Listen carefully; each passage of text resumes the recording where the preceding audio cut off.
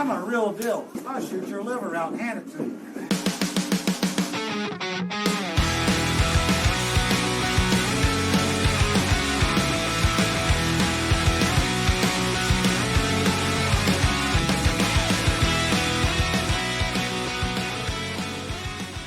All right, Demetrius, raise your hand if you were up until past 4 a.m. last night. I don't know about past 4. That sounds about right. It was a pretty exciting day. So, but we're here now. So good morning, good late morning to you, Nate, and to all of our listeners. Yeah, we are starting up. We are going to have fun today. I've actually had some pretty good responses out of the listeners that they like the less editing kind of format of the podcast, which is good with me because that's a heck of a lot less work for me, which makes a lot more time to do other things, which is fantastic and makes me happy. So I guess unless you're strongly opposed to it, and I find out that there are a bunch of people who reach out and say, hey, go back to the old way, the new way sucks, we're probably going to end up sticking with this for the most part. And Demetrius, you said you were okay with it, so I think we're okay. Yeah. Yeah. Well, we can start in the beginning by getting our normal shout-outs out of the way. I want to give a huge shout-out to Jeremy Hart and Sarah Schmidt for becoming a podcast Patreons, meaning that they have joined the Patreon program for the podcast. Sarah is a frequenter of my Monday night lessons, and she's been coming actually since the beginning. I think she actually probably has a higher success rate of showing up than anybody else, maybe short of Jason Gibbs. It's probably down to those two as to who shows up the most. And Jeremy Hart is a very loyal listener and a loyal, supporter of all of the events that I do. And he actually left one of the ratings on iTunes that we read recently, which I didn't know, but he reached out and said that was him. So that's pretty cool. And thank you for joining the Patreon. If you would like to join the Patreons as well and get access to lots of different things like free swag just for showing up or just for signing up, you also get access to the videos for my Monday night lessons that I do every single week for 3 hours. So 3 hours worth of coaching every single week. And you also get some fun insider tidbits and sneak peeks from time to time where if there's something that I can release to the public, as far as insider knowledge, I do. So usually what that means right now is I will announce to the Patreons things that I'm doing so that you can actually find out sooner than waiting for a poster on Facebook to randomly appear in your newsfeed. So, but there are also things in the past that I've done where I've said, these are going to be an announcement today or blah, blah, blah. So, it's a little bit of insider news that you also get for, becoming a Patreon to the podcast. So, if any of that sounds of interest to you, you can always go over to patreon.com/QItUp, and you could potentially join in on that if you're interested. All right, we'll move on from there. I just ordered a bunch of hoodies. 50 more hoodies are coming in, most of which are large, extra large, and 2XL. If you would like a hoodie coming up in these soon-to-be colder, more frigid times, please reach out to the podcast or me, and we will get you hooked up with a hoodie. They are pretty cheap. They are $30 plus shipping, which is usually significantly cheaper than what other hoodies are. So it's a pretty good deal. If you would like one, please reach out and let me know. They tend to go pretty quickly, and I don't order them all that often because there's a lot of overhead with those. It's just I don't really want to shell out that much money to just sit on a bunch of hoodies, especially now that I can't take them to events and sell because there are no events. So if you would like a hoodie, please reach out. And, of course, I also order T-shirts. So if you would like a T-shirt, please reach out. Other than that, I think that's all we have to get cleared up in the beginning. You don't have any announcements, Demetrius, I'm assuming? No. Well, then you can go ahead with your shout-out. All right. I thought about it. I think I've got a shout-out to Mad Apple Streaming. You can find them on Facebook, Mad Apple Streaming.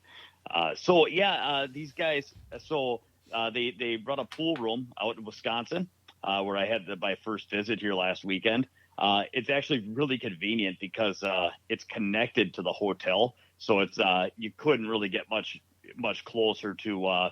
It's almost like going to a casino tournament where you can stay right there in the pool room. It's pretty convenient. So, and the owners, the guy that runs it now, you're gonna have to correct me if I'm wrong. It's Kendall. It's pronounced Cook, right? It's just Yes, it's Kendall Ko Cook. it's Koch, but it's pronounced Cook. Okay, Yep, so Kendall Kendall Cook, and then of course his son Mason, who I got a chance. I was in the same group as Mason in the VG10, but I got a chance to meet him in person, and I mean I was just really struck by his warmth and how just he when he came over, we talked for just a minute, and it just certain people you just really feel warm and like a good feeling talking to them, and it was really cool. So great setup there, and they're doing a lot of pool streams. So they streamed the match I played, and they've been streaming a lot of pool matches. They're running some events, and they're trying to run more. And they've been around a couple of years now, but this was my first visit out there, and it won't be my last. So. Yeah, they actually have 24-hour streaming, which is kind of neat. They have the cameras going on a couple of their tables, and it's literally streaming to the internet at madapplestreaming.com all the time, 24/7. So even during the day, if you wanted to watch some pool for whatever reason, you could head over to the website, and if somebody's playing on that table, which they usually do, you'll actually get to watch pool. It might not be gambling or anything like that, but you can still watch some pool, which is kind of neat. Yep. So I will give my shout out, and my shout out's going to go to Mr. Jim Telfer and Jay Lataputi. Those two were extremely pivotal in doing the VG10 as well as the East vs. West, and I don't know if I gave them a shout out afterwards as part of this. So even if I did, you get doubled up because those two are the best team, crappy streamer / podcaster could ever ask for. They were awesome from start to finish, and I think it showed up with a lot of the stuff that we did with the VG10. So I wanted to give them a proper shout out if I didn't, and if I did, then I want to double it up. So there you go. I want to give a shout out to those two. All right. I guess that's really all we have. We do have a sponsor coming soon. We have our very, very first sponsor to the podcast, which I'm extremely excited for. And I think you're going to be too once you get to hear what Demetrius and I get to start talking about. It's going to be fantastic. But we can't do that yet because we're not quite ready yet. So, yep, we are going to push that one off. But be excited, everybody. It's going to be fantastic. And get your wallets ready so that you can support these guys so that they'll send us even more money. It'll be awesome. All right. Let's move on, I guess, to the only event that really happened. And this is the first quote-unquote professional tournament that has happened since the Diamond Las Vegas Open. Is that right? Yeah, that is correct. Yeah, so March 12th, March 14th, somewhere in there, is when they canceled the Predator World 10 ball. And yeah, they did have that tournament in Peoria, Illinois. It wasn't an international Yep, field, you're right. But that's true. That was a couple weeks ago. That's yeah, I mean we can argue semantics on that. I mean that's kind of just like a top regional event that I think the pros ended up at because there's nothing else in the world.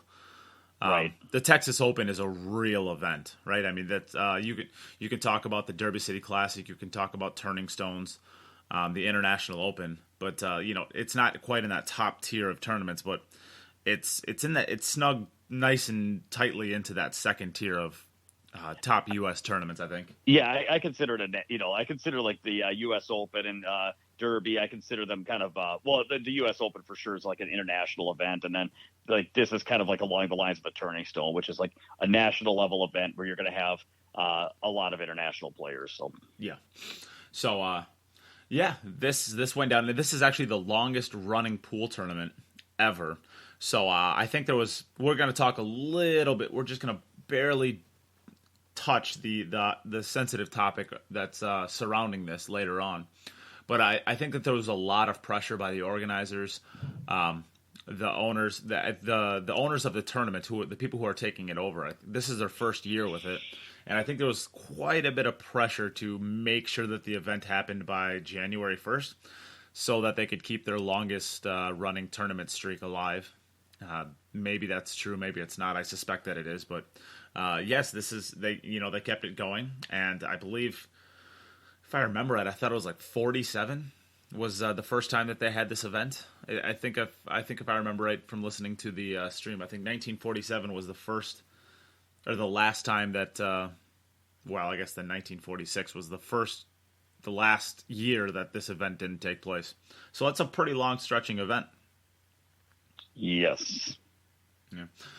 So, I guess, of course, did we even say it was the Texas Open? We had to have said it was the Texas Open by now, right? I think so. Yeah, Texas Open. Yeah, and this had a one pocket event, which was first, and then it also had a 10-ball event. There was a bunch of mini events. I think there was a ladies event as well.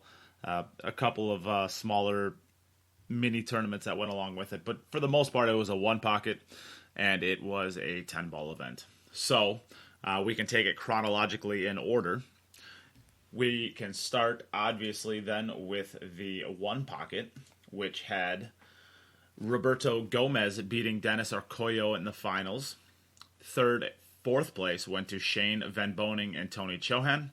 5th through 8 goes to Joey Gray, Corey Dool, Billy Thorpe, and Alex Pegulayan.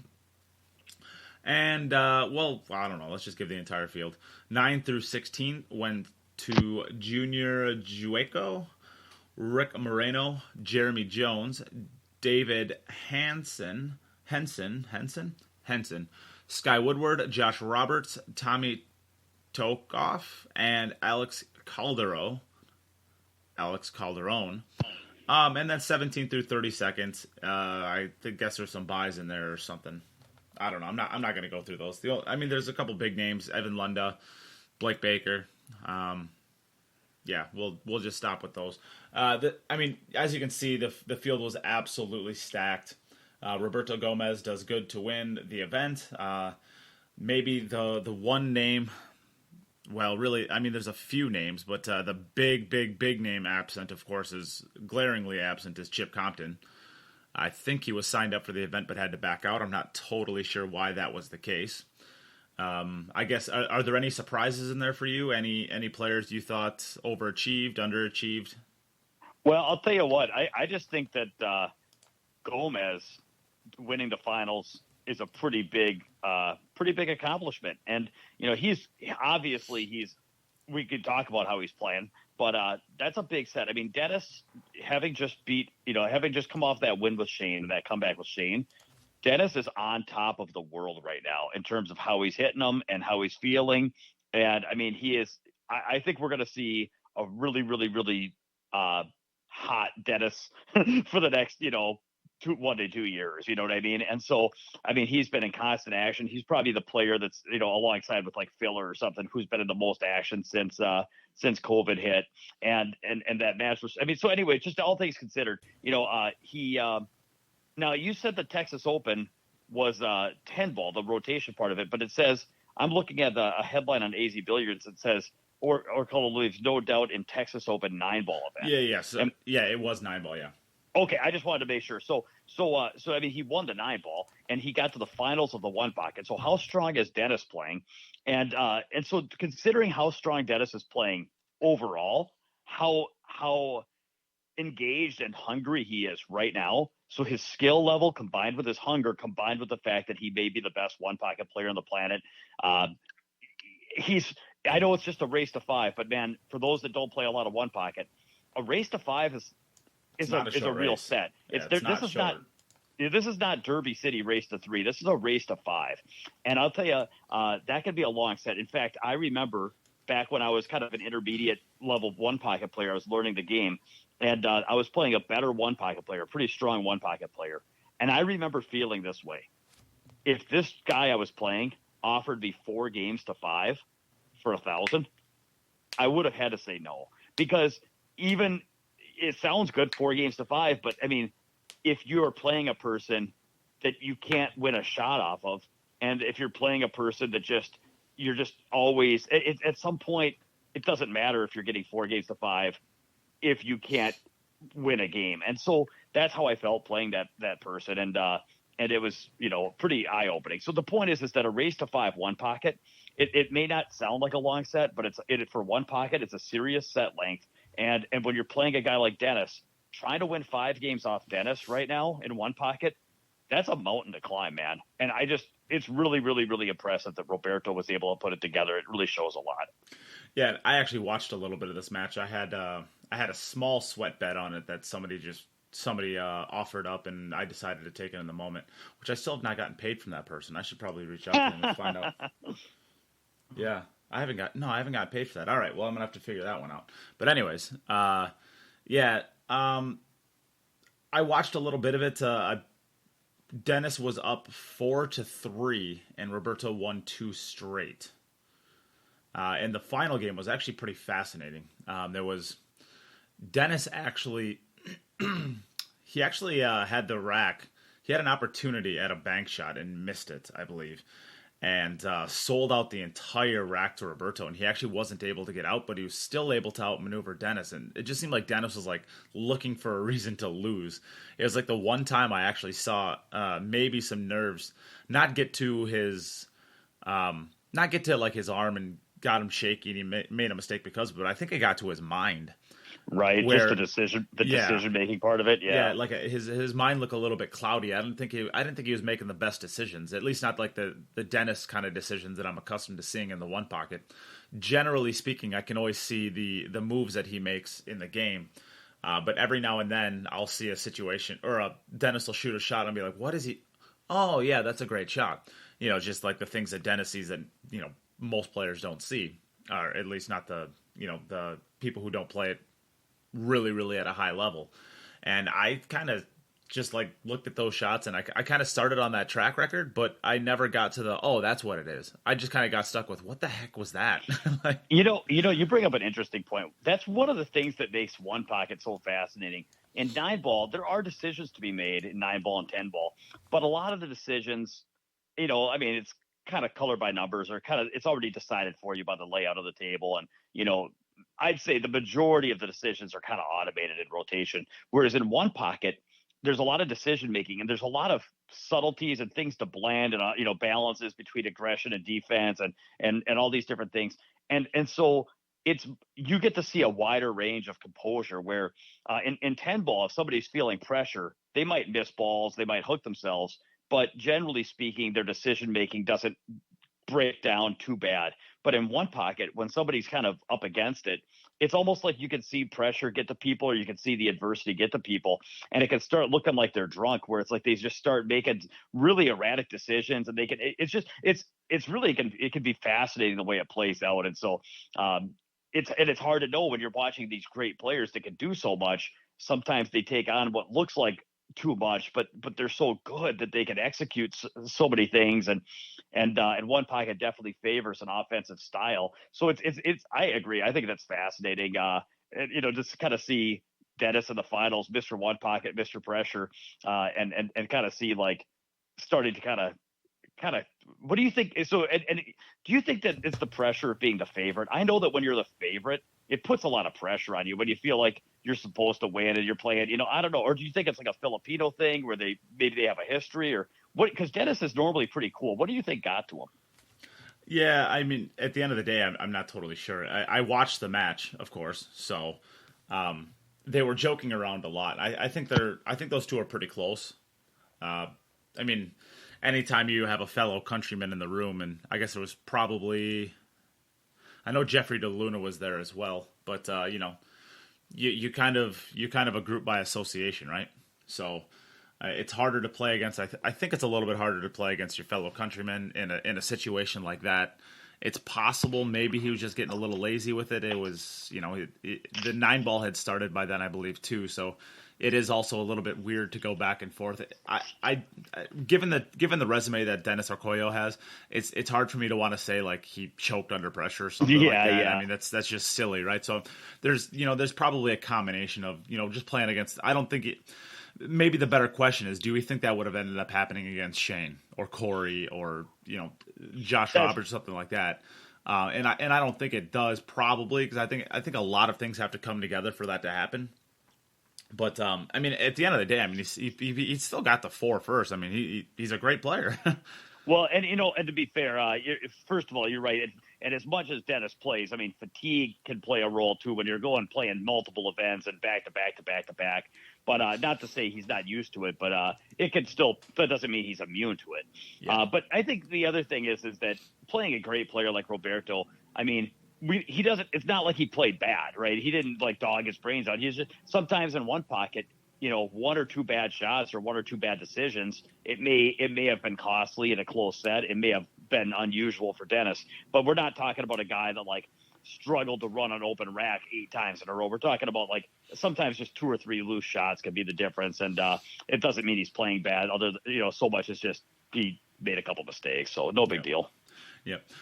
So, I guess when we went back a little while, and it's kind of hard because Chip Compton obviously wasn't in this tournament, but when we watched Chip and Roberto play, Chip and Roberto play, I kind of thought that Roberto was like the 4th, probably about the 5th or 4th best player in the world at one pocket, and then Chip went and kind of beat him.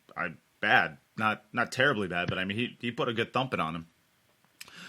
Does winning an event like this change our outlook of the game of one pocket in any sort of major way? Well, it's interesting because when Chip played him, it was a gambling match. It was a race to was it 20 or 24, something like I think that. it was 20.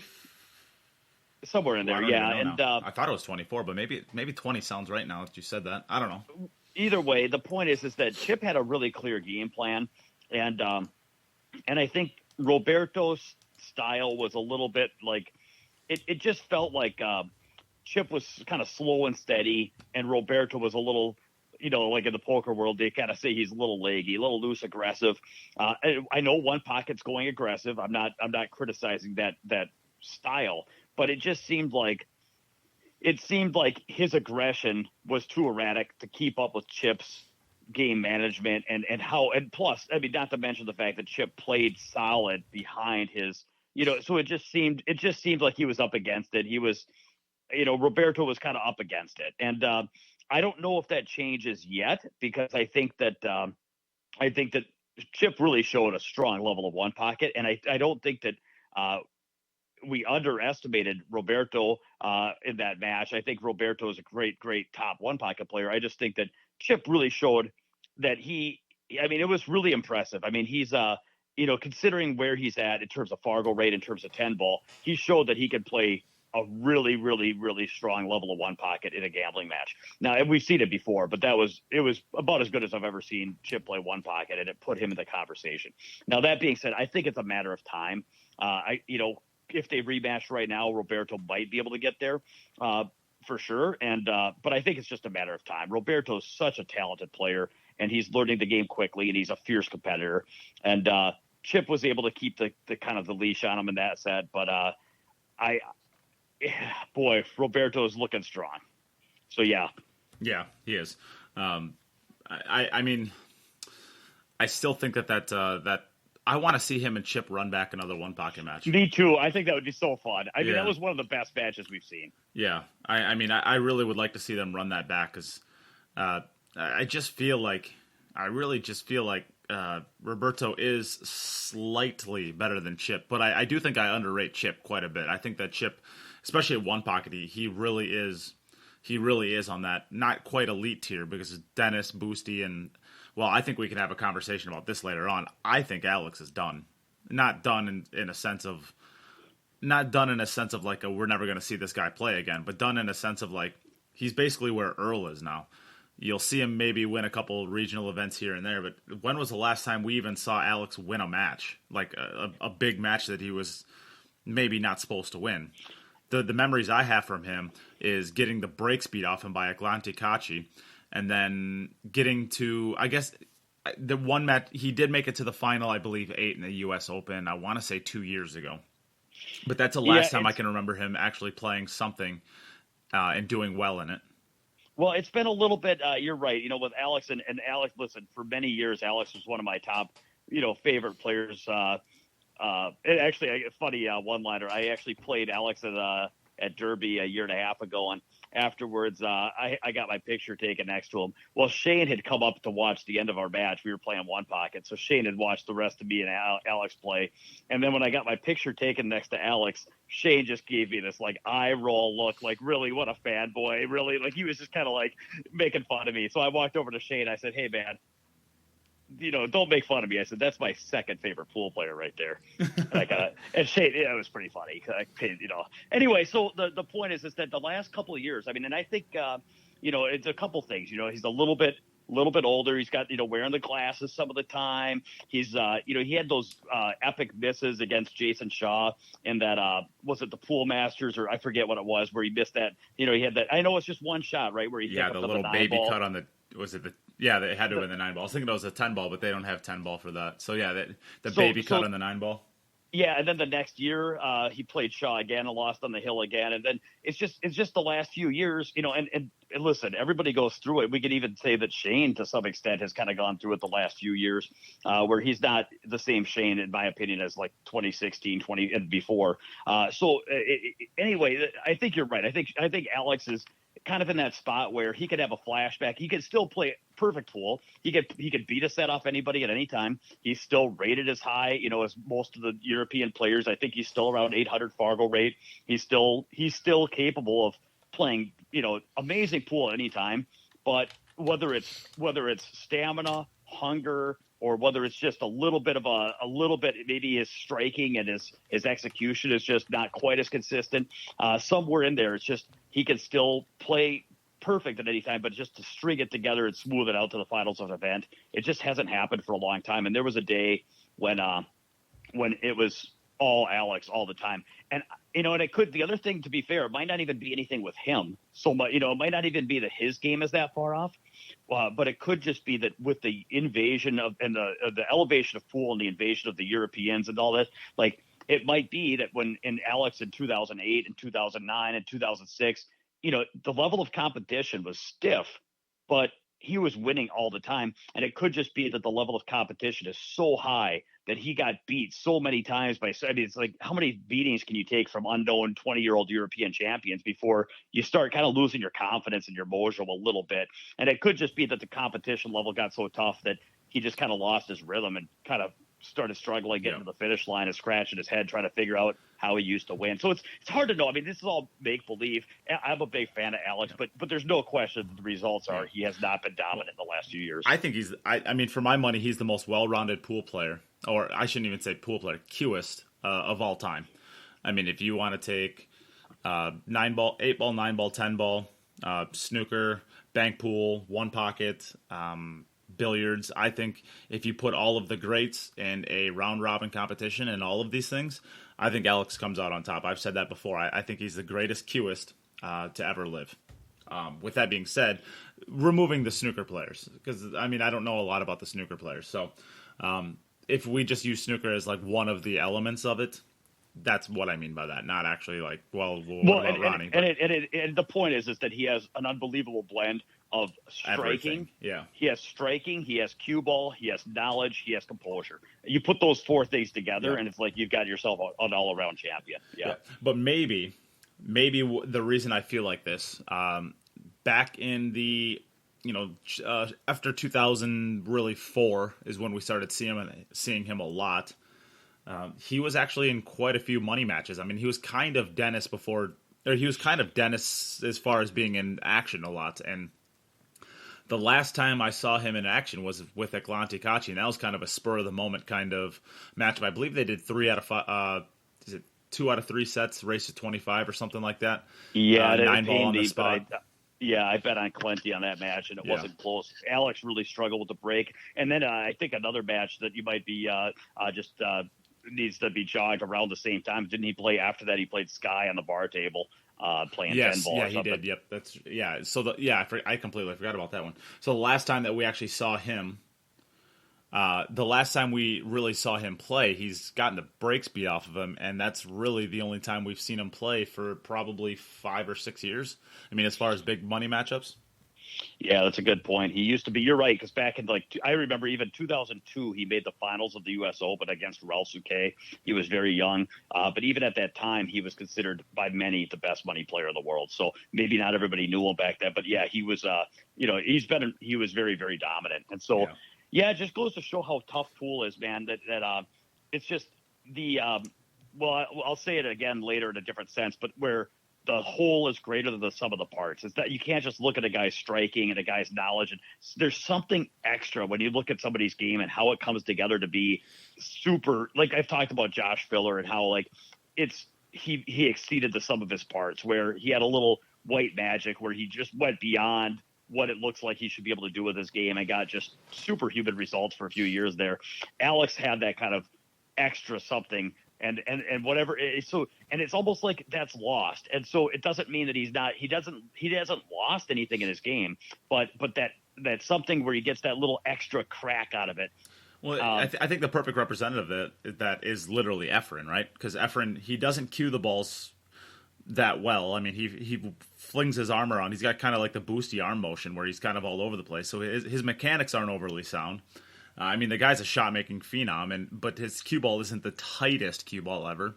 If you made a top 10 list of like everybody at individual characteristics that you just talked about, Efren wouldn't be anywhere close probably to the top in any of the individual things, short of magic, whatever that means. But the dude, you can make a serious argument that he's the greatest pool player, like 8-ball, 9-ball, 10-ball of any player in history, and I would probably actually make that argument. I think Efren is probably the GOAT.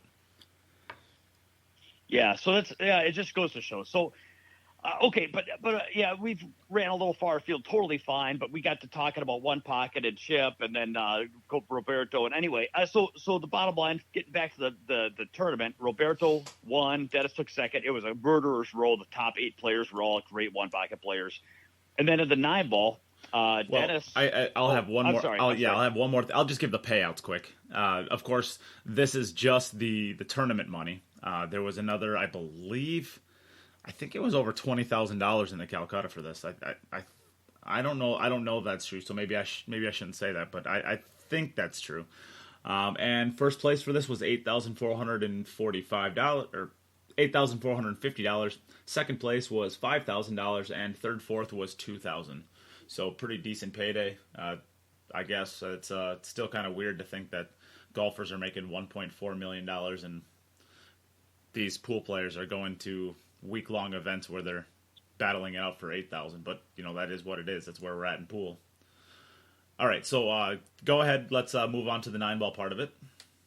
So Dennis storms through the 9-ball and snaps it off. I don't have the whole list. I'm just looking at the AZ Billiard article. Yeah, I got it right here. I can run through it real quick then. The winner, of course, like you said, is Dennis. Billy Thorpe comes through and takes second, beating Jeffrey DeLuna for second, third. Alex Pagulayan gets fourth. Of course, we just had a conversation about him. Shane Van Boning and Sergio Rivas. It's a great tournament for Sergio. Finish 5th, 6th. Sky Woodward and Ernesto Dominguez. That's a pretty good tournament for him, too, showing that he can still play. Tony Choens, Josh Roberts, Robert Flores, and Nick Calder. Dang it, what the heck's this guy's name? They cut off half the names. It's Contreras, I believe. Do you know who I'm talking about?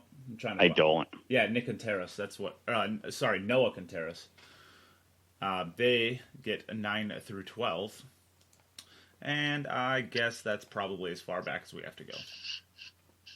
Well, whatever. We'll go 17 through 32nd. Randy Stoggs, Blake Baker, Scott Quito, Evan Lunde, something Davis Jr., and Steve Smith. Hang on, did you say Noah Contreras? Is that what you said? Yeah. What place did he finish? 9 through 12.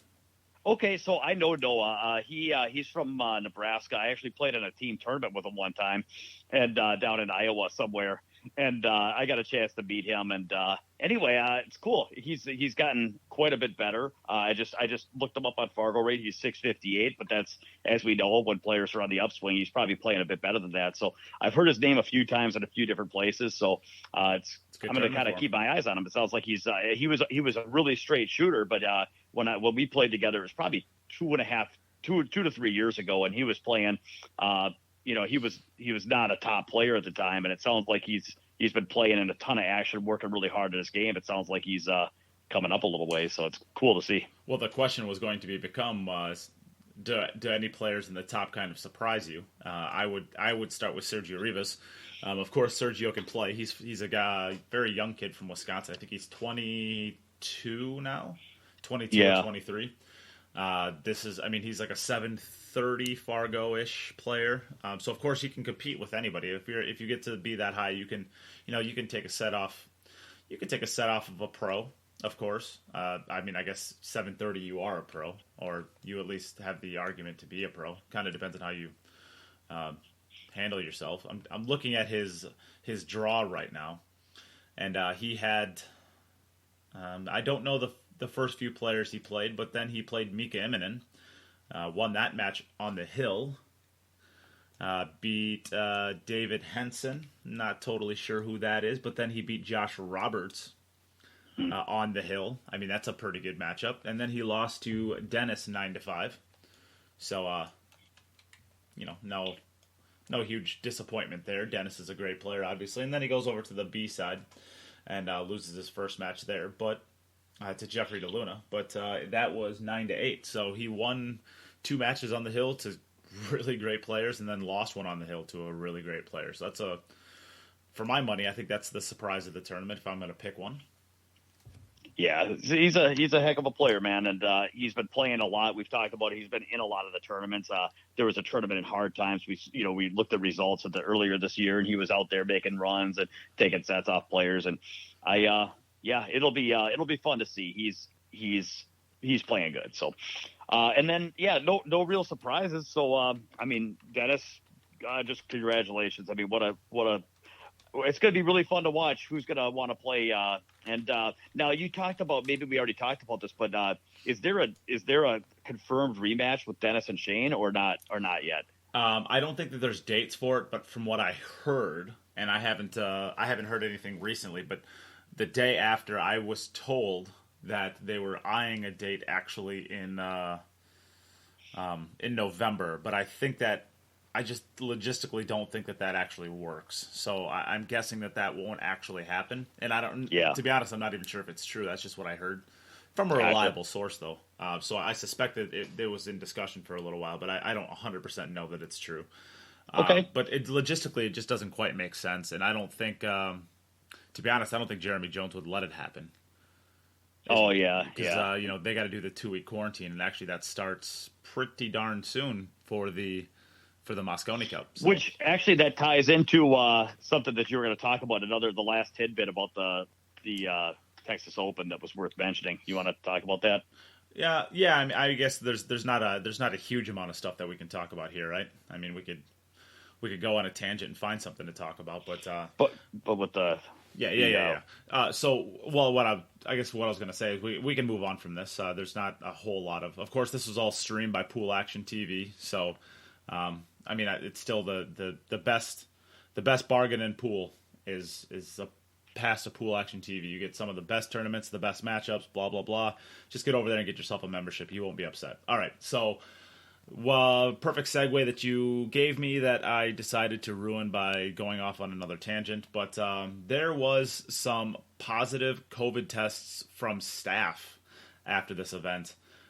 So we are not going to talk about the ins and outs of COVID, but what we are going to talk about is it possible to run one of these events, a big event like this that's packed in, and really what we're going to direct it towards is what we decided is Derby City Classic.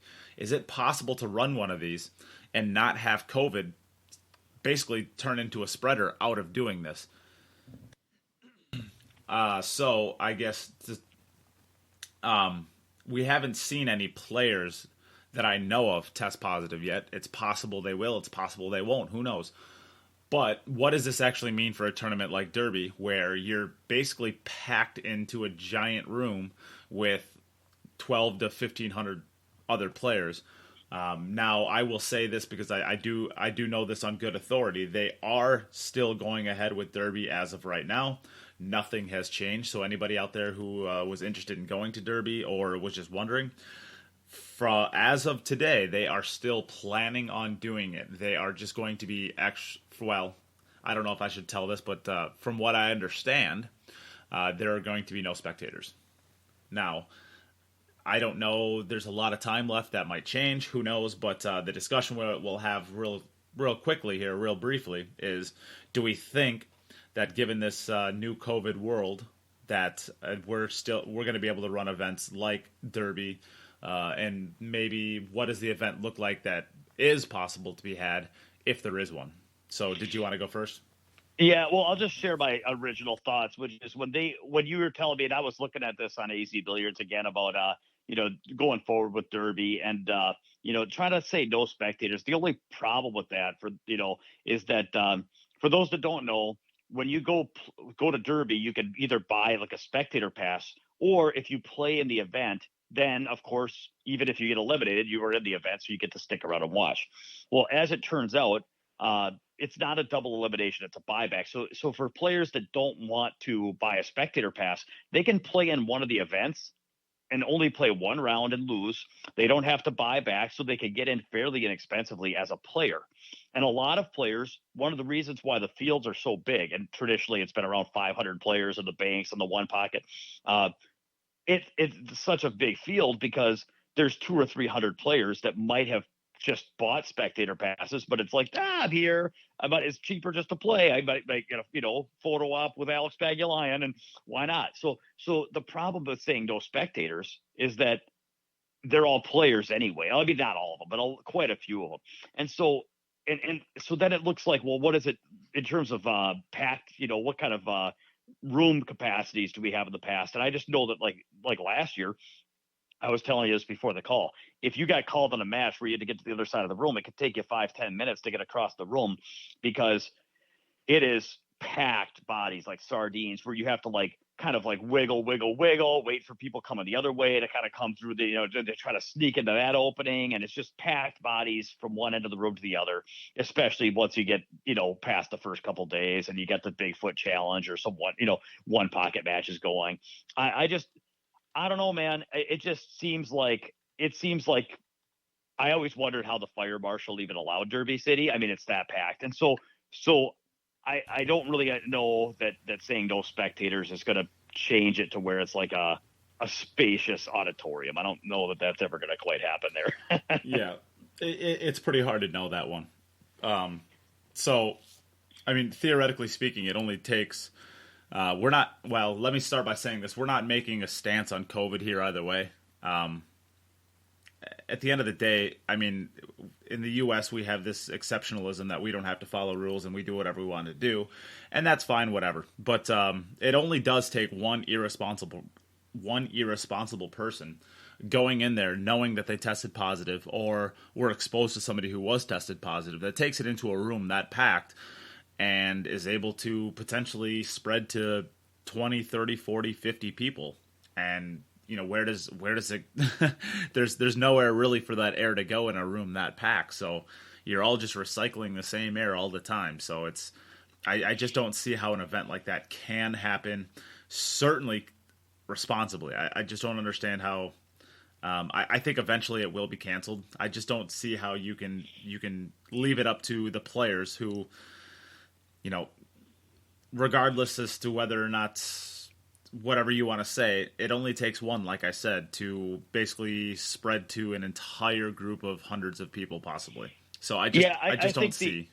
I think the only way, and again, we got to be careful how far we go, but I'll just say for me, I think it's a matter of what kind of level of risk you're willing to take. I think it's a high risk to go to a tournament like that. But if you're not living with anybody that's, I was going to say endangered, but that's not the word. The at-risk demographic. Yeah, at risk. Yeah. It's I'm like without a bald eagle here, but if you're living with any endangered bald eagles or at-risk population, you might want to consider that. But I mean, but for me, it's just I don't know. It definitely seems more hot in terms of compared now. So I had Derby on my calendar. I'm a little concerned. I was going to kind of wait to see but it does seem like a little bit. A little speculative. Now, I'll tell you this. I'm going to Turning Stone, and Turning Stone's totally different because Turning Stone, first of all, they don't get nearly as many spectators. Yeah. It's mostly just as many players. Yeah. And then you've got a 128-man field. And what's nice about Turning Stone is you go to your match, they've got the things are roped off. You got plenty of room, so it's just you and your opponent. And then in between matches, it's right there on the casino, so you can go back to your hotel. So for me to stay in my hotel room, go down for my scheduled match, because I know when my match is going to be, play one opponent, and then report my win and go back to my hotel room. I mean, of course, it's public. There's still a certain amount of – anytime there's always risk. It's not about eliminating. It's about managing it. But to me, that seems like a manageable risk. That seems like a lower exposure.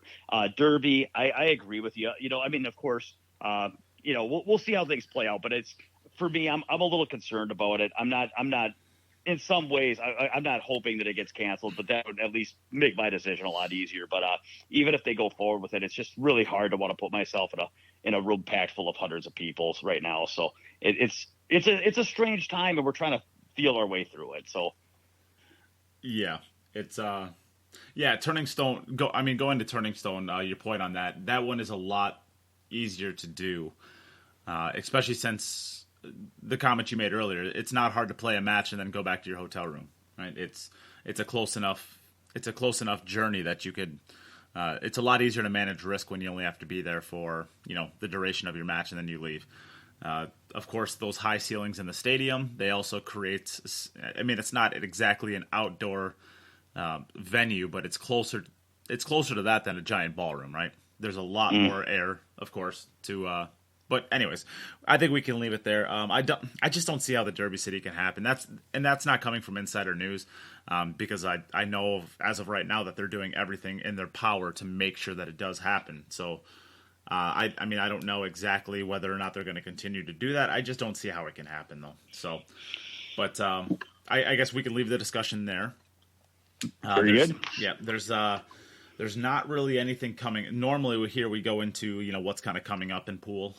There's not really a whole lot that I know of. I know, of course, we're a month away today from actually being done with the Mosconi Cup, so that's kind of on the radar. Is there any other events that I'm kind of oblivious to that are happening? Well, there is going to be there was the one in Peoria, Illinois that happened. There's going to be another tournament in Des Moines next month that I'm probably going to be playing again, assuming that I feel comfortable. But I'm signed up for the one in Des Moines. One pocket, $500 entry, $300 entry, 10 ball. I'll be going down to Des Moines to play in that one. Yeah, that's quite a ways out still. I guess I was more or less in the next week or two. Nope, just some turkey. Yeah, there's no action that I know of either. So maybe we're going into a little bit of a lull with pool. Yeah. Well, we can move on from there then. Of course, if there's anything that I don't know about that anybody else knows about, please, of course, reach out to us and let us know. I can share it out on the podcast page on Facebook. And, yeah, I guess we can move on to our listener question for today, the end of the podcast. This will be a question from Matt Kitzman. And this question is, so I am at what I feel is a middle of the road with my game. I am capable of getting out, some days better than others. When it comes to getting through the plateau, I am a bit lost. My question is, when it is practice time, what drills or practice scenarios are most useful when it comes to developing a better cue ball? So, I don't know. I'll take this one on first if you don't mind. Good. So I guess there are a lot of ways to skin a cat, figuratively speaking, with this question. Of course, you can do the seemingly Eastern European thing, Russia, Belarus, countries like that, where they just do drills over and over and over and over and over again, and you can develop your cue ball that way. That is, of course, the Fedor Gorst kind of. Niels is doing that a lot now. Even Darren, when he's not fishing, does that. But there's a lot of players who do that. They just sit there and do drills all day long. And you set up your drills, basically, that require a tight cue ball. For example, Jim Telfer just did the 75-ball challenge that Darren, I think, did and then challenged Jim to do. So you throw 75 balls up on the grid, and you got to make them all. And Jim was able to do that. Obviously, that requires a ridiculously tight cue ball. An amateur is not going to be able to do that. Sorry. But you could do drills like that. You could do, you could do wagon wheel type of drills where you're really controlling the line of the cue ball, not necessarily speed quite as much, but more line. But I guess what I'm getting at here is that's not the way that I do it. That is not the way Francisco Bustamante, Earl Strickland, Johnny Archer, players like that. There's many different ways to do this, and they basically just get in action all the time. I've never seen in my entire life Johnny Archer sit down and do a drill. I've never seen it, ever. And when I talked to him about a month ago, he said he didn't even practice. Like, he never practiced. He went like 6 or 7 years, he said, basically without practicing once. And the idea is you have no time to practice if you're constantly hitting balls. You're constantly in action. You're constantly at tournaments, whatever it is.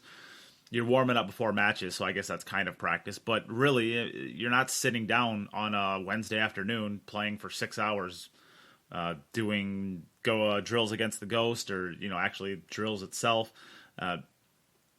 I guess you have. I guess what I'm getting at here ultimately is there's a lot of different ways to get a better cue ball, and all of it involves just playing the game and playing the game with a purpose, not just throwing the balls up there and hitting them around. Because this is what I do actually when I practice. Is I have about 35 minutes worth of really good practice where I'm working on a lot of things, and then I just start I don't even get down on my shots. I don't. Sometimes I'll throw the butt of my cue at a shot instead of the tip, because I just get bored really easily. But I can practice against somebody all day long for 6, 7, 8 hours at a time. I just can't do it myself by myself. So just get in action, get playing the game, get a practice buddy, do something, and just hit balls, but hit balls with a purpose. Don't just hit balls for the sake of moving a cue around.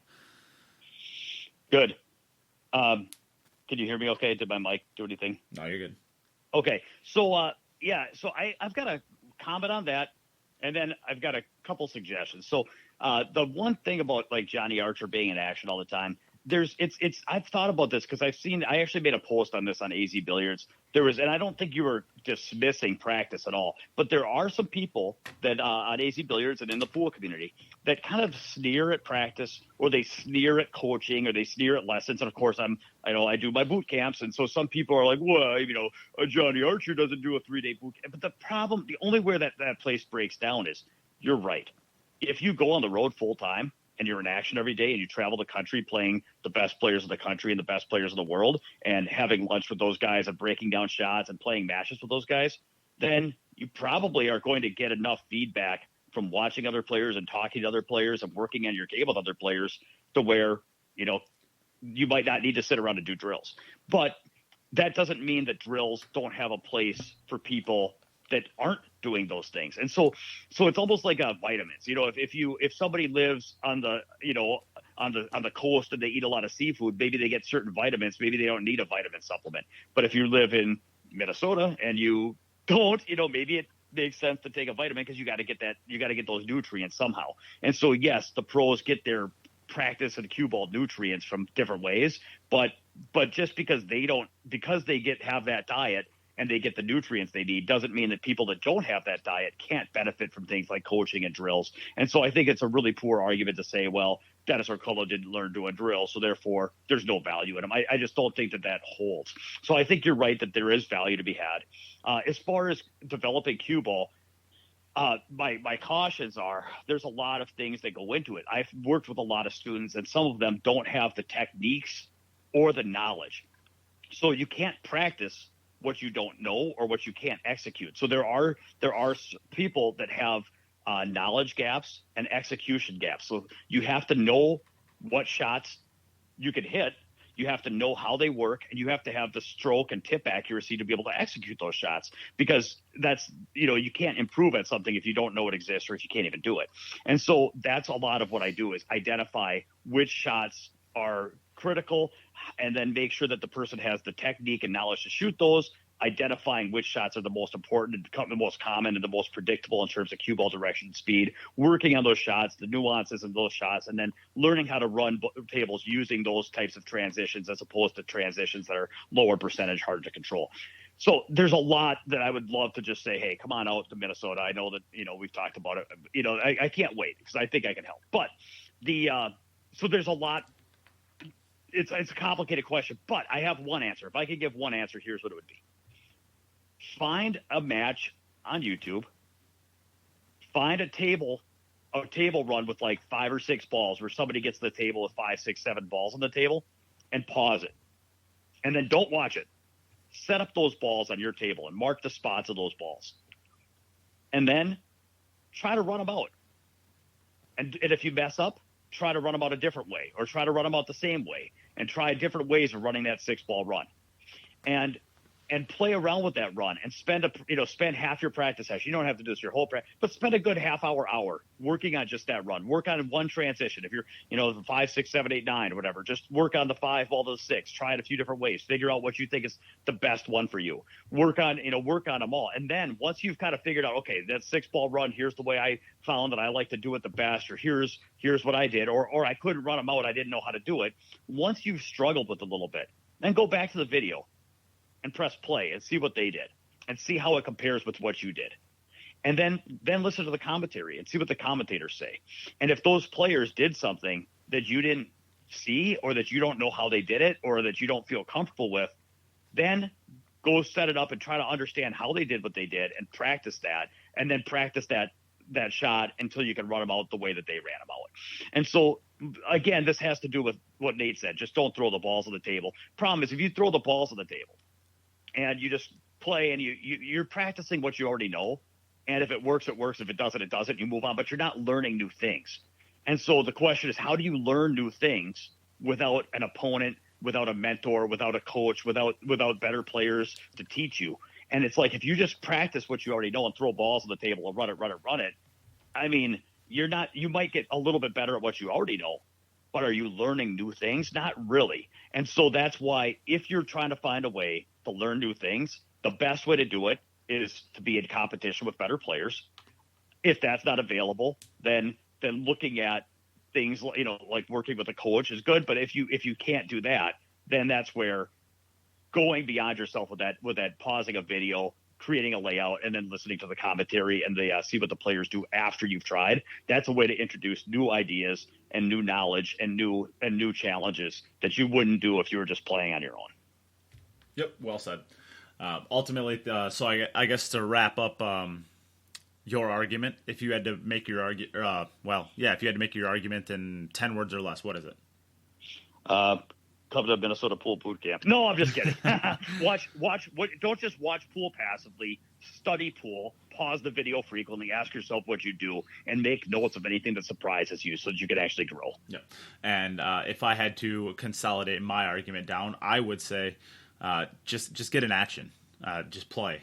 Just play the game regularly, but play the game in situations that mean something. So don't just hit the balls around for the sake of hitting the balls around. Make yourself accountable to actually hitting the balls. And something like a Dominic Dunn. I don't think Dom listens to this podcast, but he's a pretty decent friend of mine at this point, I would say.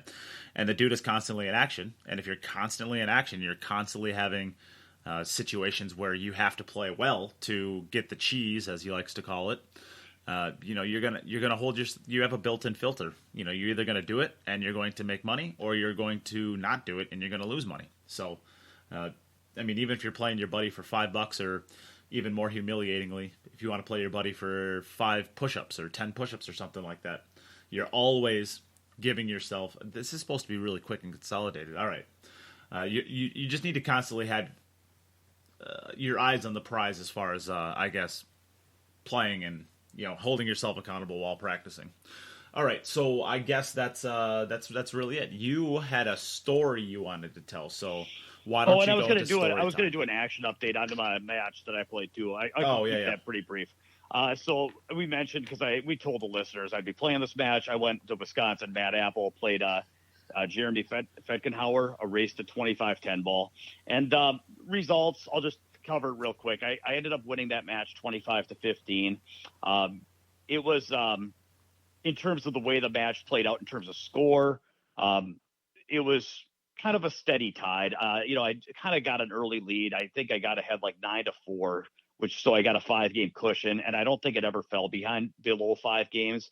I extended from 9-4 to like 12-6, and then by the break, I got to 20-11, so I pretty big lead at that point, and then he made a little rally, started playing good, a little looser, breaking the balls a little bit better, but it was at that point that's a pretty big cushion going to 25, and it was just a little bit too little, too late, and so ended up winning that match 25-15.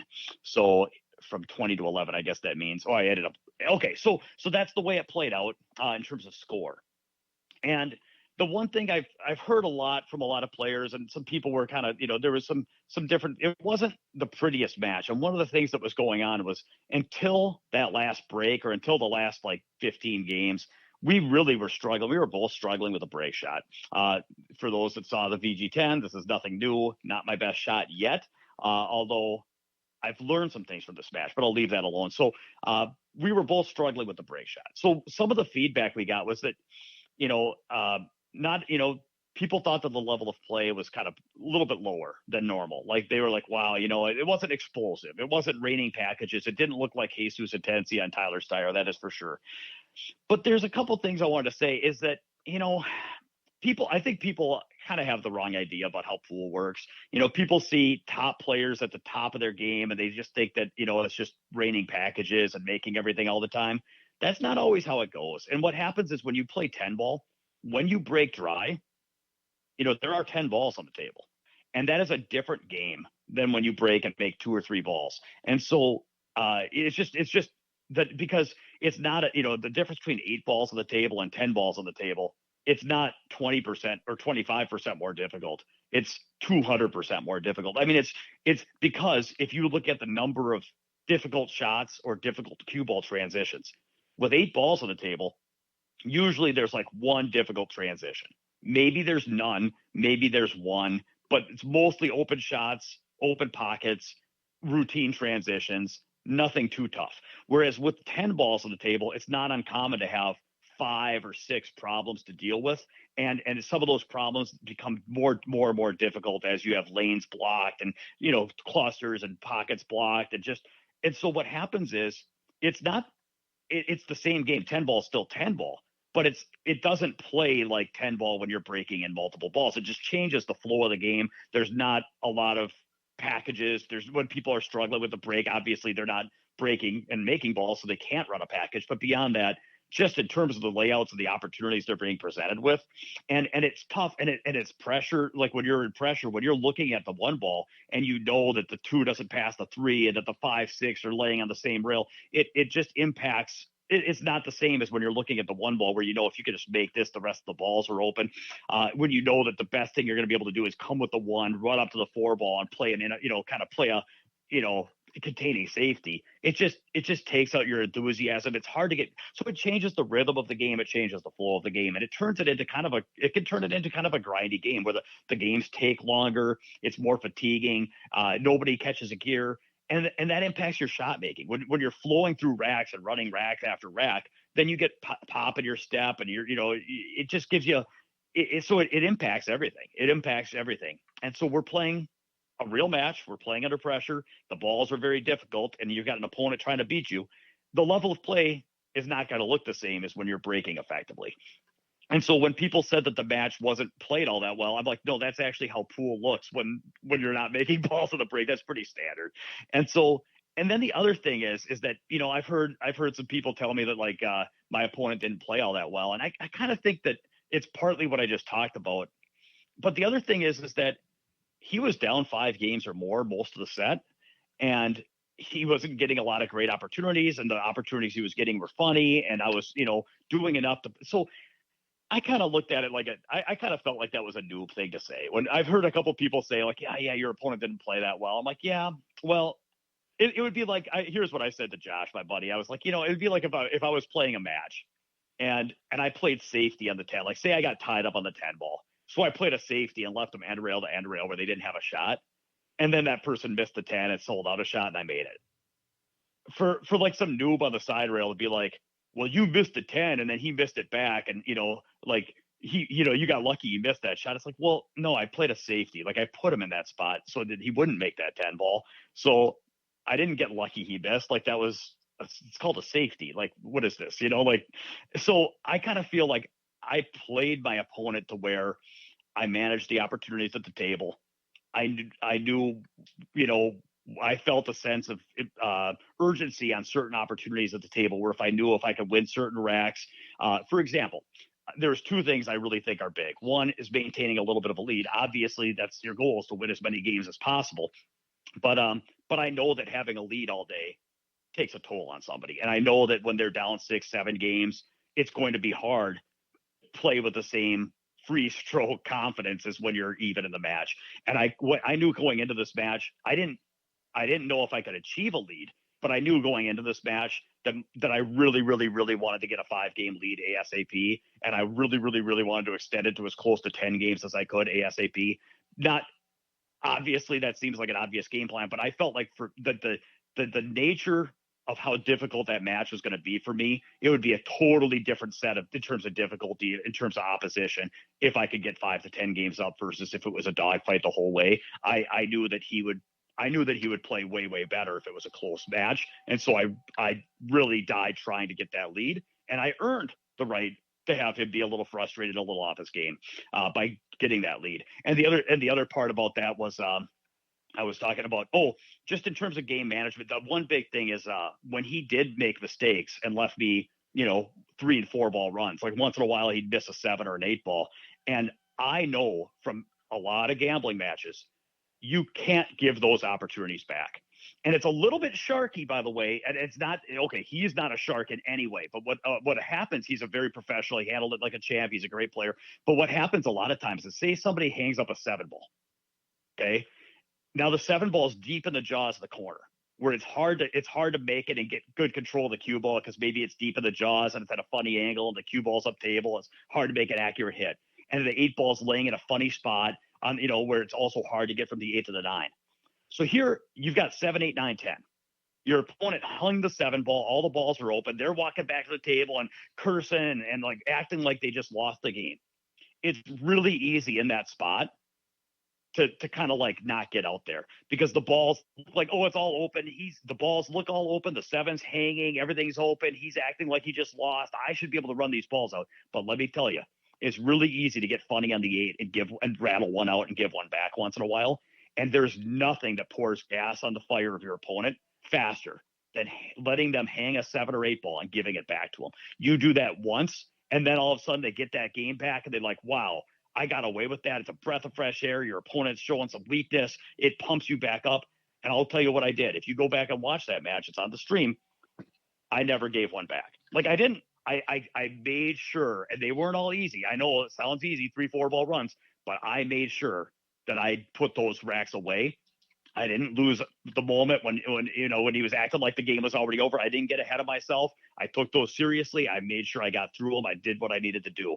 And so to me, I game managed really, really well in terms of score, in terms of converting what I needed to convert. And I nailed down all the shots I needed to nail down to make sure that I executed my game plan in terms of score so that the outcome was not really ever in doubt and that there was all of the pressure was on him. And given the way the balls were breaking and the way that I was refusing to give back opportunities, it would have been really, really tough for him to play well and come back or that's it. And so I'm not suggesting that I could beat him every time or anything like that. He's a great player. It did not have to go that way, but I don't think it was a poorly played set. I don't think I got lucky that he played bad. I think that I managed the game really well, that it wasn't explosive. I wasn't raining packages, but there's a reason it went down the way it did. And that's what happened. So I didn't feel like proud of that set. I mean, it's a set of pool. It wasn't the prettiest set. It wasn't the best played set, but I think that's a lot of times that's how pool is won and lost is game management. And I mean, those are the things that's kind of just kind of ABC. I'm not a guy that can run 25 racks an hour, but I just try to do what needs to be done to get the job done. And in that sense, I feel satisfied. So. Yep. You said you wanted a little bit of time. You ended up ranting for forever. I'm just kidding. You had a story you wanted to tell. Okay, yeah. So thanks for letting me share. So that was a fun match, and he's a tough player, and I will tell you, we're gonna see a lot more of him. He's yeah. Okay. So here's a fun one. I don't think I've told this one, but there's a little moral at the end of the story. So I posted this story on AZ Billiards. It's about a Scotch doubles match that I played. So my buddy Josh and I were out in Vegas, and we were playing Scotch doubles. We'd like to play Scotch doubles because if we played against each other, it could end our friendship. We just don't want to play against each other. We're too competitive. So we were playing Scotch doubles, and the room owner out there was a guy named Gary, and he had a partner, a young guy, and he asked us if we wanted to play some Scotch doubles for money. And so I looked at Josh, and I'm like, snap call. Like, we love playing Scotch doubles for money, so that's fun. So we get in the ring, and we play races to 9, and it's me and Josh against Gary and his partner, who's a younger guy. And so we flipped the coin, and in the first set, they beat us 9-2. And the way it went down, the younger guy was probably like 19. He didn't do anything all that great, but he was just like a freewheeling hot shot, but he shot straight, and he shot in all the balls that needed to be shot in. And so he was playing as good as he needed to, because here's the thing. Gary, his partner, played like Roberto Gomez. It was like boosty. It was like a brilliant set. He did everything right. So I'm talking offense, I'm talking defense, I'm talking power and finesse, knowledge and execution, firing in balls off the end rail, making billiard shots on the cue ball and playing block up frozen safeties, multiple rails, controlling his speed control, his cue ball, his spin, his power. It was just his shot making. Everything was just perfect. It was like watching Gomez. It was like watching, it was just stunning. And meanwhile, his partner wasn't playing perfect, but his partner was not missing, and then coming with, firing in every shot that had to be fired in. So when you partnered up this young partner with Gary, as good as he was playing, between the two of them, they played a phenomenal set of pool, of the likes of which, I mean, they ran us over 9-2. It wasn't even, there was no crack in the door to even win a game. And when we got done with that set, we were just shell shocked. And Josh and I looked at each other, and we immediately thought the same thing, which is, well, we have to play a second set, because there's no way in the world they could do that again. I mean, like, nobody can play that good again. I mean, it's just, if they could do that twice, we know who these guys were. They'd be world champions.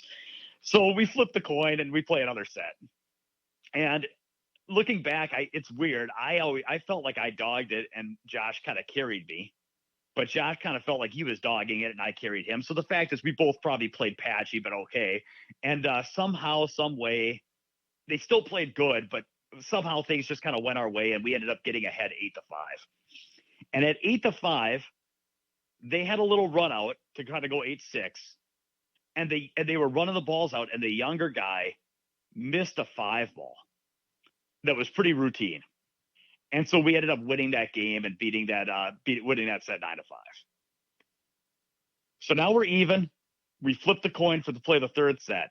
But as we're getting ready to rack the balls for the third set, Gary says to his younger partner, he says to the younger guy, he's raging, and he's pissed off for losing that set, and you can tell he's just frustrated. And he walks by and he says with just total contempt, "Can't be missing that 5 ball, bro."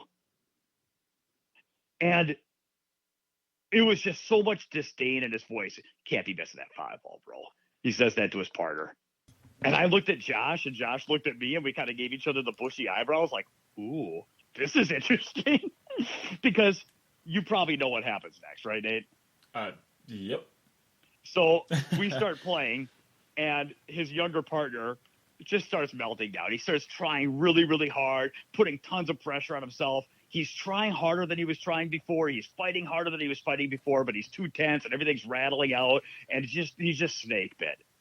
And then, just to put the icing on the cake, and I'm in case you guys can't see, because we're on a podcast, not on a TV, I am smiling from ear to ear right now, remembering this. Gary starts going and melting down in his own way, which, as good as he plays, he started trying to do too much to take the pressure off his partner. So instead of just stopping and playing shape for the corner, he's going to try to power draw to give his partner an easier shot at the side, because my partner is playing so bad. If I don't leave him a hanger, he's going to screw up. So then Gary starts trying to do too much, and starts missing and rattling out balls and hooking himself, trying to do too much to take the pressure off his partner because he doesn't trust his partner. And it was the most epic meltdown I've ever seen. And Josh and I won 2 sets in a row and they quit us. And I look back at that and it's just to this day, once in a while, when Josh and I are playing Scotch doubles, we'll always, once a session, we'll bust out that can't be missing that 5-ball, bro. And we'll think back to that and laugh. And so it was just a very fun session. But here's the fun part about this. Here's the moral of the story where I can turn this into almost like a coach's corner type lesson.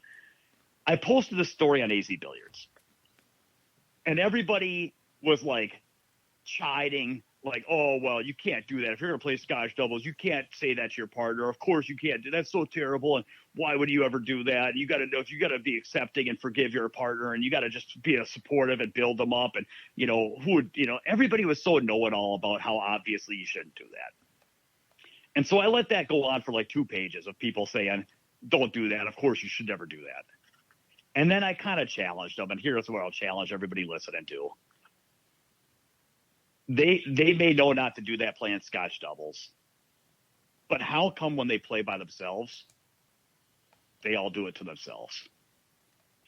And this is something that so how come when they miss their 5-ball, they tell themselves you can't be missing that 5-ball? They tell it to themselves.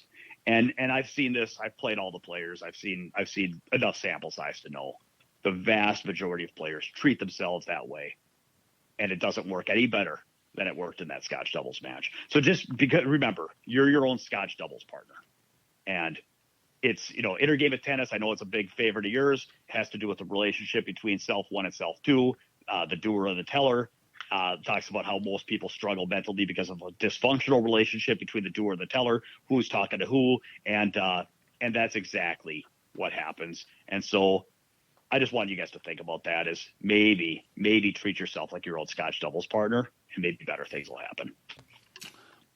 Yep, that's a good takeaway from today's podcast.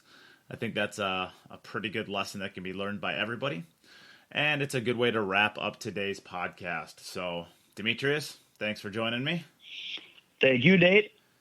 And everybody else out there, thanks for tuning in. And we'll be back next week with another pod. All right. Take care, guys.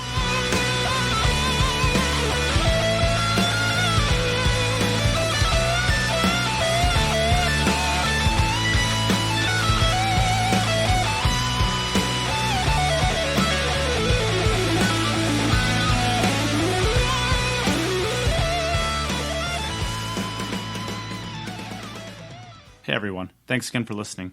If you've liked what you've heard and you want to contribute to the future content that will be made, consider joining the podcast's Patreon at www.patreon.com/QItUp. Becoming a Patreon of the podcast will help to create all of the future content that the podcast will have. Special shout out to Dave Peters, Aaron Taylor, Pete Silsby, Morgan Lupton, Ben Young, Robert Miller, Andy Morse, and Bill Pelham for your generous contributions to the podcast's Patreon. If you ever need any more information on what the Patreon system is, or how you can contribute outside of the Patreon, please reach out to the podcast or Nate himself. If you would like to contribute to the podcast for free, consider sharing any podcasts or the podcast page on Facebook itself. Also, leaving a review and a rating if you listen through iTunes. It helps others find the podcast. Thank you for listening, and we'll be back soon with another episode of the Q It Up podcast.